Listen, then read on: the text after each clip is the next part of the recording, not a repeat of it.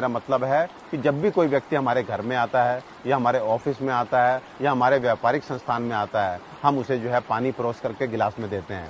कभी आपने गौर किया कि वो व्यक्ति कभी एक घुट पानी पीता है, कभी आधा गिलास पानी पीता है और कभी जो है आवश्यकता ना होने पर भी पूरा पानी पी जाता है। आपको जान के हैरानी होगी कि एक घुट पानी आदमी पीकर छोड़ देता है तो केवल बचे हुए पानी की बर्बादी नहीं है, उस पानी को शुद्ध करने में हमारे जो आरओ है उसने कितना पानी बर्बाद किया है। बाकी वो गिलास उठ करके वापस से सिंक में जाता है और फिर से उसकी धुलाई में कितना पानी खर्च होता है। और साथ में जो व्यक्ति प्यास ना होने पर भी पानी को पी जाता है क्योंकि उसके शरीर की आवश्यकता नहीं थी, इसलिए आधे घंटे बाद, 1 घंटे बाद शरीर जो है मूत्र के रूप में उस पानी को निकाल देता है। उसके बाद फ्लश करना, हाथ धोना इत्यादि, यदि हम सबको जोड़ें तो आपको जान के हैरानी होगी कि यदि हमारे देश में हम कुल परिवारों की संख्या देखें, व्यापारिक संस्थानों की संख्या देखें तो लगभग 30 करोड़ जगह ये काम यदि एक बार भी दिन में होता हो तो ये आंकड़ा 300 करोड़ लीटर पीने योग्य पानी की बर्बादी का बैठता है।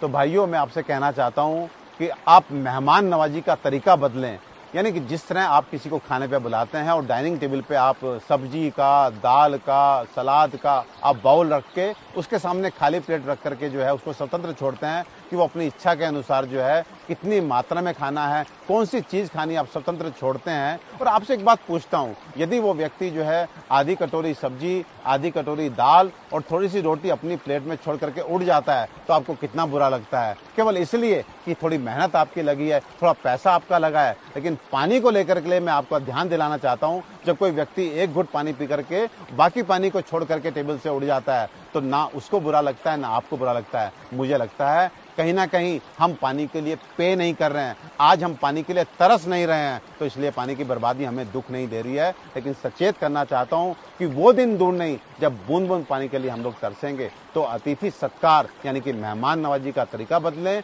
पानी की बंद बोतल और साथ में गिलास अतिथि के सामने रखें और उसको अपनी इच्छा अनुसार पानी की आवश्यकता है कि नहीं आवश्यकता है, कितनी आवश्यकता है, उसके लिए स्वतंत्र छोड़ें। भाइयों, किस बात का इंतजार कर रहे हैं? आखिर कब तक सरकारों को कोसते रहेंगे? कौन सा सामाजिक संगठन हमारी मदद कर पाएगा? इस स्थिति को हमने ही पैदा किया है और हमारे खुद के प्रयास ही हमें इस संकट से बाहर लेकर के आएंगे। अब तो सुधरो, अपनी जिम्मेदारी को समझो। ऐसा ना हो कि आने वाली पीढ़ियां पानी के अभाव में हमें कोसते हुए खत्म हो जाएं।